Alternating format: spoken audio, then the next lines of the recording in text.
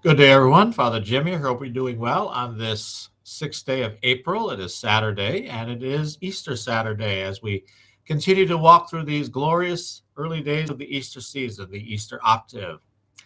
I'm just going to be reading from our gospel today. It comes from Mark chapter 16, beginning with verse 9. When Jesus had risen early on the first day of the week, he appeared first to Mary Magdalene, out of whom he had driven 7 demons. She went and told his companions who were mourning and weeping. When they heard that he was alive and had been seen by her, they did not believe. After this, he appeared in another form to 2 of them walking along on their way to the country. They returned and told the others, but they did not believe them either.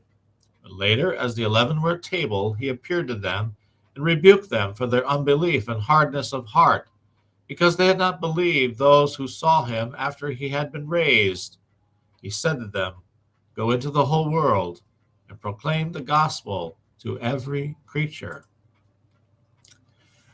Well, in our gospel from Mark, first Mary Magdalene, then the 2 other disciples who had been on the road to Emmaus told the 11 apostles of Jesus' resurrection. They didn't believe Mary Magdalene, and though the other 2 disciples also claimed to have seen Jesus, they did not believe these eyewitness accounts either. Yes, the apostles had doubts, and they seemed to be clinging to them. All of us have had our doubts about things in our lives, perhaps even doubts about God and faith. It's important to note that there are 2 kinds of doubt: voluntary and involuntary.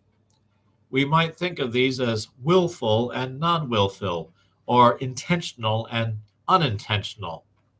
Voluntary doubt about the faith, as the Catechism teaches us, deliberately disregards or refuses to hold as true what God has revealed and the Church proposes for belief. Well, we're going to go leave that one to the side. That's for another time to reflect upon. But involuntary doubt refers to hesitation in believing, difficulty in overcoming objections connected with the faith, or also anxiety aroused by its obscurity. In other words, doubt arises because we cannot make sense of things before us, even though we want to. Some of us may then feel guilty about doubting God.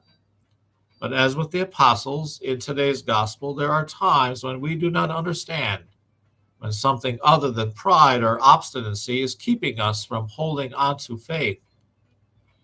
Here is the goodness that God allows to be drawn out of those moments. Doubt, while troubling and uncomfortable, is also the place where we have the opportunity to grow in faith, love, humility, as well as holiness.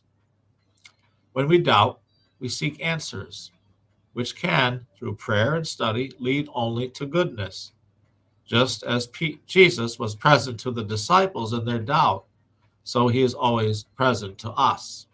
He never walks away, and he never doubts us. And since faith is a gift, sometimes all we need to do is ask for it. Lord, increase my faith. Or, Lord, help me in my unbelief. Perseverance in prayer and trust in God are related. Each affects the other. In our times of darkness, we must trust that there will be a light to lead us out of the darkness. And that light, of course, is Jesus, the light of the world. We all struggle with those doubts at times, so we know that faith is always seeking understanding. And that's what's so beautiful. God has given us a wonderful intellect to ponder these truths. So let's continue to pierce those truths with our minds and always ask the Lord to help us. Yes, increase our faith, take away our unbelief. Hope your Saturday is going well this weekend. Let's keep praying for one another. God bless you and take care.